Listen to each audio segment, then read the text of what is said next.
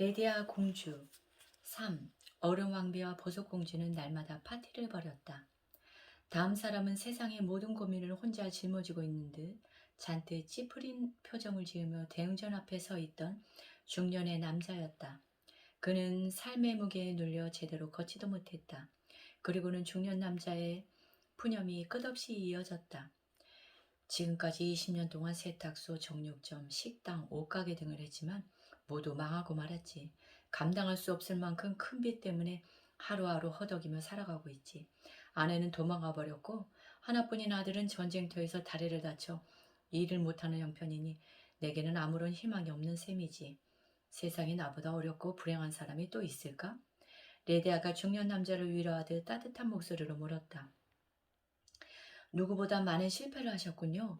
그런데 실패할 때마다 그 안에 숨어있는 보물은 다 가져오셨나요?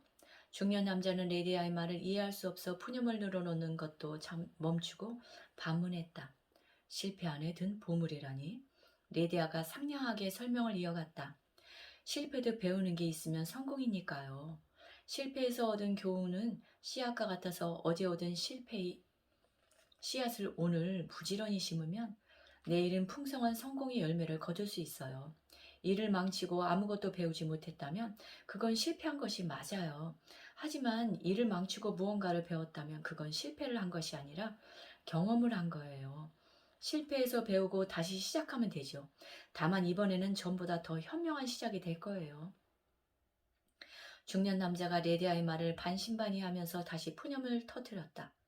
실패를 하더라도 뭔가 좀 남아있어야 다시 시작할 수 있을 텐데 나처럼 완전히 망해버리면 다시 시작할 엄두가 나질 않아.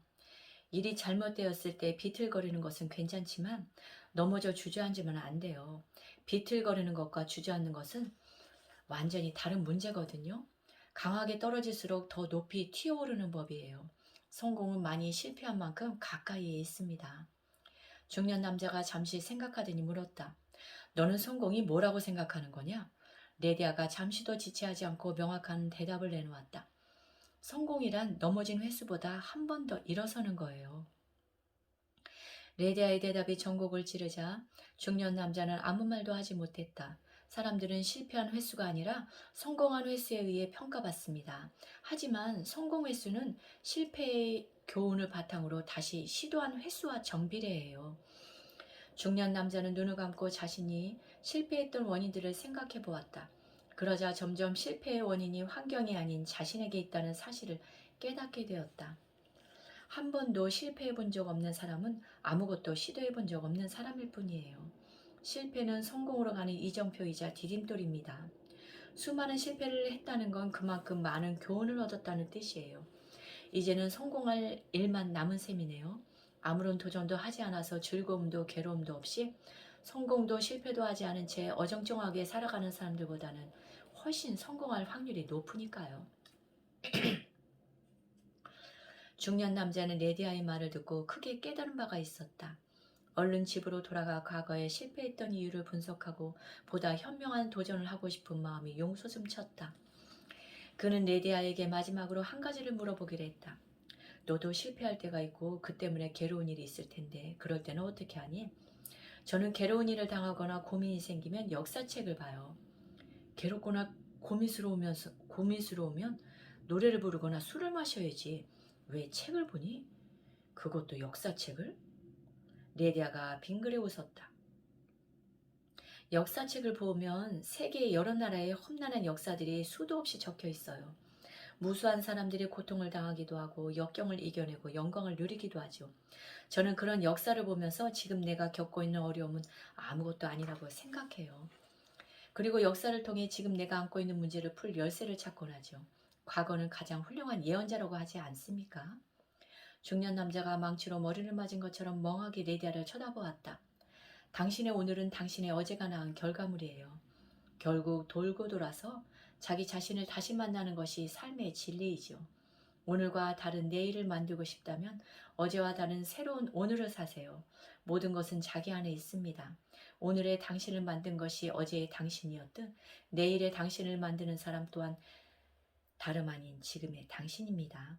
중년 남자와 구경꾼들은 모두 레디아의 지혜로운 말에 깊은 감명을 받았다. 구경꾼 사이에 있던 책 왕국 책갈피 왕자도 마찬가지였다. 그는 레디아의 아름답고 현명한 모습에 매료되었다. 레디아는 중년 남자에게도 봉황의 노래 벤자 후미함을 알려주었다. 말은 강력한 힘이 있어서 말하는 대로 이루어지기 때문에 모든 경계를 황금으로 바꾸는 빛의 소리로 주변이 온통 황금빛으로 반짝일 겁니다. 이때였다. 땡, 땡, 땡. 은은하게 울려 퍼지는 맑은 종소리가 들리자 레디아가 사람들에게 합장을 하고 대웅전으로 들어갔다.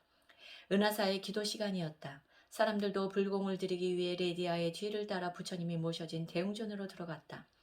뿔뿔이 흩어진 사람들 사이에서 우두커니 서 있던 책갈피 왕자는 물불스님뿐 아니라 레디아도 만나보고 싶어졌다. 책갈피 왕자는 제 도전을 위해 바쁜 걸음을 옮기는 중년 남자를 붙잡고 물었다. 어르신, 말씀 좀 여쭙겠습니다. 이 근처에 며칠 묵을 만한 곳이 있습니까?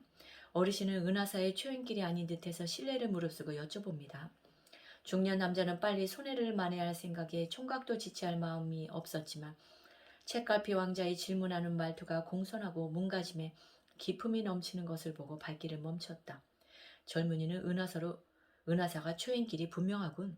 기도하러 온 신도는 물론이고 누구든 새로운 걸 알려주는 사람이면 은하사에 머물 수 있네. 무료로 말입니까? 그렇다네.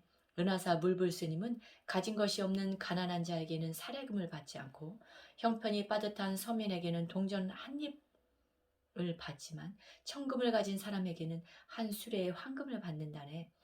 그렇게 받은 돈을 온 세상에서 몰려든 현인들에게 숙식을 제공하거나 어려운 사람들을 돕는 비용으로 전부 사용하지. 숙식을 무료로 제공받을 정도의 새로운 무언가라면 굉장한 정보나 기술 같은 걸 말하는 거겠죠? 중년 남자가 웃으며 책갈피 왕자의 말을 부정하는 몸짓을 지어 보였다. 아주 작은 거라도 최신의 소식이면 충분하지. 행색을 보아하니 여행자인 것 같은데 어디에서 오는 길인가? 저는 책 왕국에서 왔습니다. 그렇다면 새로 나온 책에 대해 아는 것이 좀 있겠군. 책 읽는 것이라면 즐겁게 했습니다. 그렇다면 기도가 끝난 후에 레디아를 찾아가 책 왕국에서 발간된 최신 서적에 관해 이야기를 들려주겠다고 하게. 그러면 원하는 만큼 은하사에 머물 수 있을 걸세. 대답을 마친 중년 남자가 걸음을 재촉했다. 아홉별 왕국 샛별 왕께서 근래에 들어 병이 들어 기력을 회복하지 못하고 누워 계신 일이 많다 하여 우리 강철왕국 강철왕의 명으로 병문안을 왔습니다. 강철왕국에서 온 사신이 허리를 숙여 샛별왕에게 예를 표했다. 사신의 태도는 공손했으나 말투와 얼굴빛에는 오만함이 잔뜩 묻어 있었다. 왕궁의 넓은 공간 중앙에 샛별왕과 얼음왕비가 앉아있고 좌우로 주요 대신들이 늘어서서 강국인 강철왕국에서 온 사신을 맞이했다. 샛별왕은 살이 잔뜩 오른 상태여서 말할 때마다 숨이 차 길게 호흡을 들이마시며 연신 땀을 흘렸다. 샛별왕의 뒤에 걸린 다이아몬드 공주 그림에는 눈동자가 없었다. 옆에 앉은 얼음왕비는 화려한 옷과 보석으로 온몸을 치장했지만 애써 꾸민 아름다운 모습보다는 표독스러운 눈빛과 금속이 서로 부딪히는 듯 째지는 목소리로 사람들의 시선을 끌었다. 샛별왕이 비록 병이 들어 예전의 위엄을 많이 잃어버리긴 했지만 그는 왕자 시절부터 북극성처럼 빛나는 지혜와 별똥별처럼 날랜 무술로 온 백성의 사랑을 받던 인물이었다. 강철 왕국에서 온 사신이 단순히 병문안을 위해 온 것이 아니라는 것은 사신이 도착하기도 전에 이미 짐작하고 있었다. 과인의 병이 걱정돼서 왔다면 어째서 수백 명이나 되는 철갑 보병을 데리고 온 것이오? 샛별왕은 숨을 몰아쉬며 힘들게 말했지만 넓은 공간을 꽉 채우는 중후한 목소리에서 여전히 젊은 시절의 위엄이 느껴졌다. 강철왕국 사신은 강철왕이 보낸 군사를 이끌고 아홉별 왕국에 입국했다. 왕의 명을 전달하는 사신은 다른 나라에 갈 때 최소한의 경비병만 데려가는 것이 예의였다. 사신은 아홉별 왕국과 샛별 왕에게 대단히 무례하고 도발적인 행동을 한 셈이었다. 하지만 마리나 왕비가 병으로 돌아가시고 아기 공주가 감쪽같이 사라진 후 새로운 왕비가 된 강철 왕국 공주는 이후 자신의 고향인 강철 왕국의 힘을 믿고 아홉별 왕국의 국정에 적극적으로 개입했다. 아홉별 왕국은 강철 왕국의 부당한 요구를 거절하지 못하고 18년 동안 끌려다니는 중이었다. 이런 국제 정세를 누구보다 잘 아는 사신은 샛별왕의 지적을 받고 잠시 당황하다 이내 자신감을 찾았다. 자신은 힘의 우위를 차지하고 있는 나라의 왕을 대신해서 온 사자였다. 그는 현재 강철왕을 대신하고 있기 때문에 그의 말은 곧 강철왕의 말과 같았다. 제가 모시는 강철왕과 샛별왕은 서로 혼인으로 맺어진 깊은 관계입니다. 강철왕께서는 샛별왕이 병을 털고 일어나실 때까지 경비에 소홀함이 없길 바라셨습니다.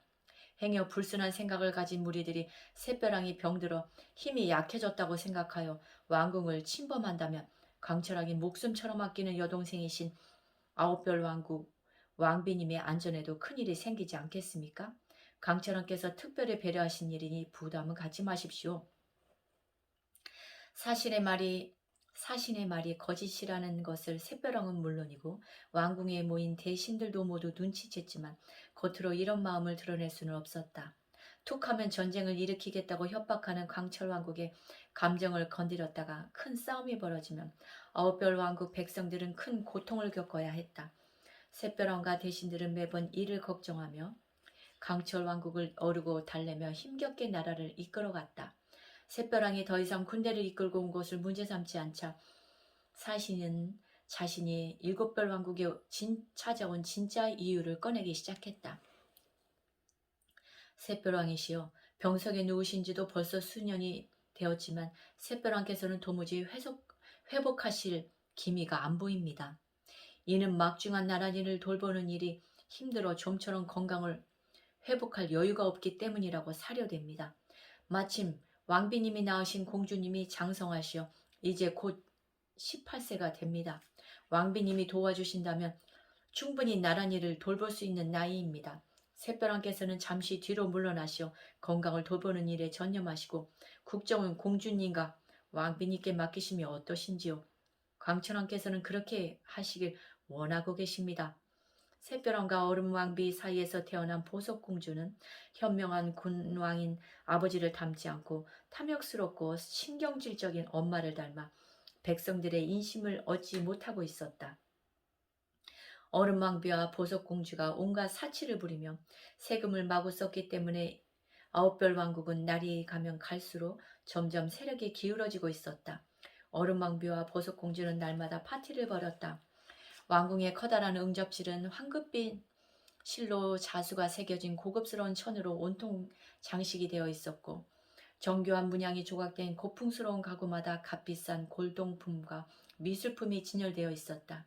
손님들이 멀리 바다 건너에서 구해온 귀한 차를 마시고 있으면 수십 명의 하인과 하녀들이 긴 식탁에 산해진미를 가득 담은 은그릇들을 올려놓았다.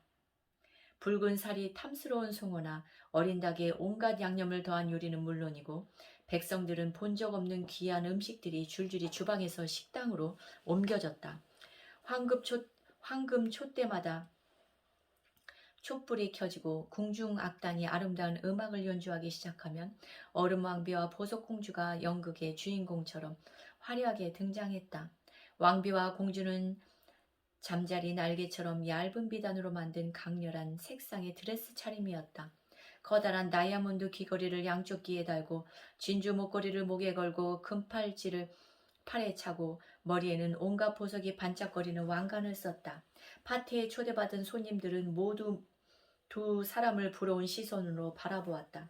얼음왕비와 보석공주는 사람들의 관심을 즐기며 아름다운 자태를 마음껏 뽐냈다. 이런 파티는 매일같이 벌어졌다. 파티를 개최하는데 필요한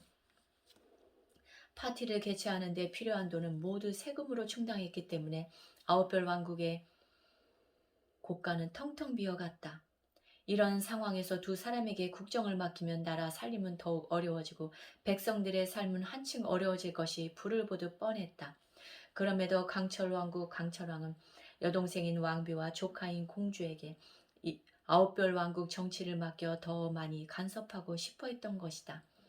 대신들이 녹이 어린 표정으로 사신을 쏘아보았지만 사신은 무서운 시선들은 아랑곳하지 않고 비웃음을 흘리며 보란듯이 서 있었다. 오직 어르왕비가 환한 얼굴로 사신의 말을 받았다. 정말 좋은 생각이네요. 제가 생각해도 일을 너무 많이 하시기 때문에 병이 낫질 않는 것 같아요. 오라버니 강철왕의 뜻대로 하세요. 공주도 다 컸고 나도 7별, 9별 왕국에 시집 온 지 오래여서 나라 돌아가는 사정은 훤히 알고 있어요. 건강해지면 다시 나란 일을 보시면 되잖아요. 어르왕비의 말이 채 끝나기도 전에 샛별왕이 오른손으로 의자 손잡이를 내리치며 몸을 일으켰다. 왕비는 말을 멈추시오.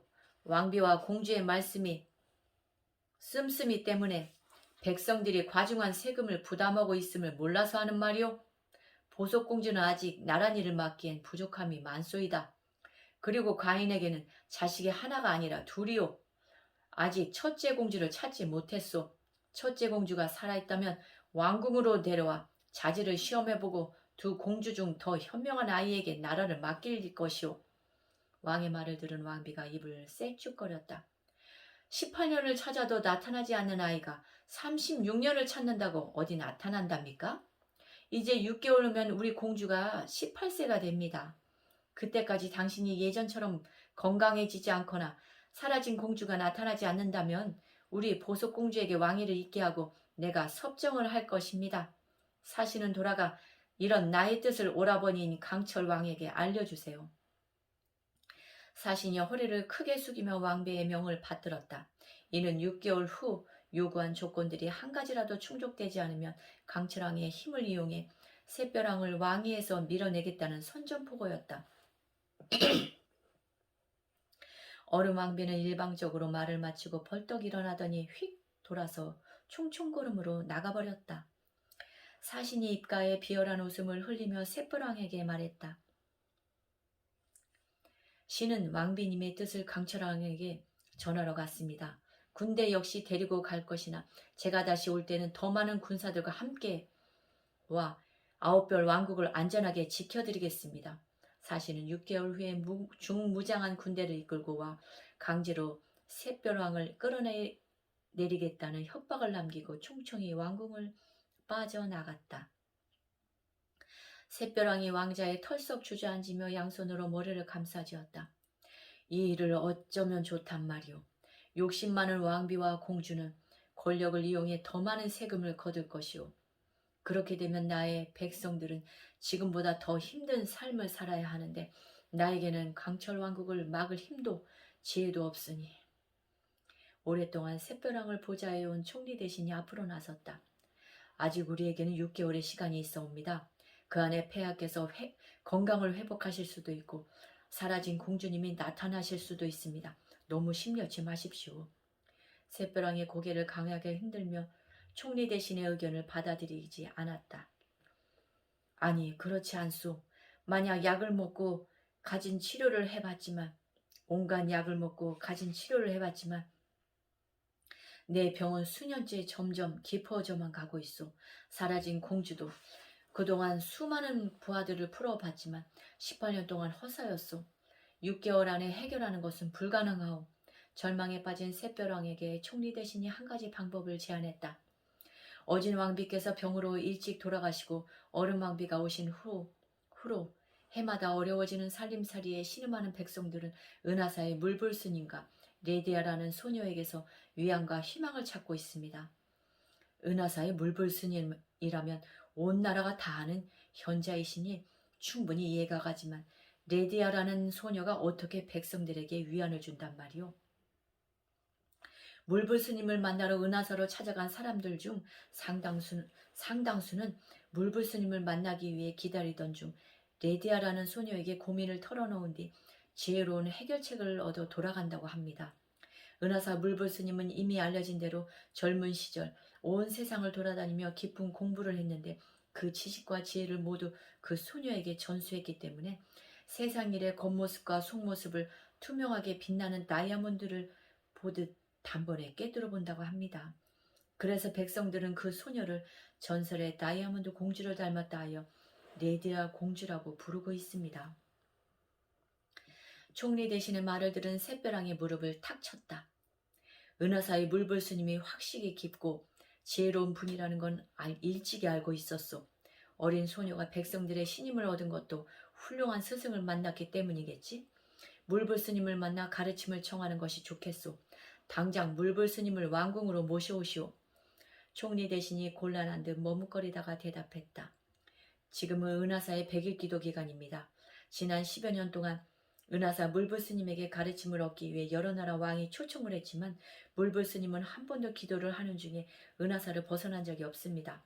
하여 왕궁으로 모셔오는 것은 어려울 듯합니다. 총리 대신의 말이 끝나자마자 샛벼랑이 명령을 내렸다. 그렇다면 내가 물불스님을 뵈러 갈 것이오. 다녀오는데 여러 날 걸릴 것이니 내가 없는 동안 총리 대신이 나를 대신해서 나란히를 보살피도록 하시오. 샛벼랑이 명령을 내리자 왕궁의 수많은 사람들이 바쁘게 움직이며 왕의 행차 준비를 시작했다. 왕을 수행하는 50명의 근위병이 말을 타고 왕을 호위하며 길을 떠났다.